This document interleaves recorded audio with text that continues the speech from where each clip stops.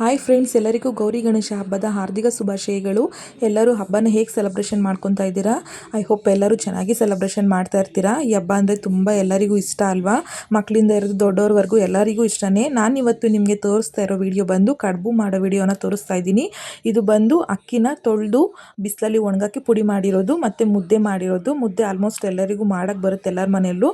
ಮತ್ತು ಇದು ಬಂದು ಹೂರಣ ಬಂದು ಕಡಲೆಪಪ್ಪು, ಬೆಲ್ಲ ಮತ್ತು ಎಳ್ಳು ಮತ್ತು ಕಡಲೆಪಪ್ಪು ಹುರ್ಕೊಂಡು ಬೆಲ್ಲನು ಮತ್ತು ಕಾಯಿ ತುರಿ ಎರಡೂ ಹಾಕ್ಕೊಂಡಿದ್ದೀನಿ ಇದಕ್ಕೆ. ನಮ್ಮ ಮನೇಲಿ ಇದೇ ಥರನೇ ಕಡುಬು ಮಾಡೋದು. ಈ ಥರ ಉಂಡೆ ಮಾಡಿ ಆಮೇಲೆ ಇದನ್ನು ಬಟ್ಲು ಆಕಾರಕ್ಕೆ ತಗೊಬಂದು ತುಂಬ ತೆಳ್ಳಗೆ ಒತ್ತಿ ಅದರಲ್ಲಿ ಹೂರಣ ಇಕ್ಕಿ ಅದನ್ನು ಕ್ಲೋಸ್ ಮಾಡ್ತಾರೆ. ತುಂಬ ಜನ ಮನೆಯಲ್ಲಿ ಅಡುಗೆ ಎಣ್ಣೆನ ಯೂಸ್ ಮಾಡ್ತಾರೆ.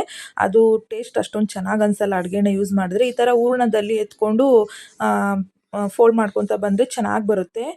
ಈ ಥರ ಹೂರಣನ ಇಕ್ಕಿ 2 ಚೂರು ಹೂರಣನ ಇಕ್ಕಿ ಈ ಥರ ಕ್ಲೋಸ್ ಮಾಡ್ಕೋಬೇಕು. ಕ್ಲೋಸ್ ಮಾಡಿಕೊಂಡು ನಿಧಾನಕ್ಕೆ ಸ್ವಲ್ಪ ಮೇಲ್ಗಡೆ ಇರೋ ಭಾಗನ ನಿಧಾನಕ್ಕೆ ಸ್ವಲ್ಪ ಪ್ರೆಸ್ ಮಾಡ್ಕೋಬೇಕು.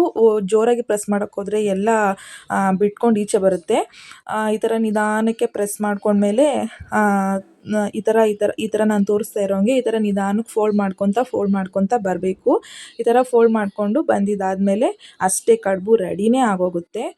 ಅಷ್ಟೇ, ನಾವು ಈ ಥರನೇ ಇಕ್ಕಿ ಪೂಜೆ ಮಾಡೋದು. ಅದು ಆವಾಗಿಂದನೂ ಸಂಪ್ರದಾಯವಾಗಿ ಇದೇ ಥರನೇ ಮಾಡ್ತೀವಿ.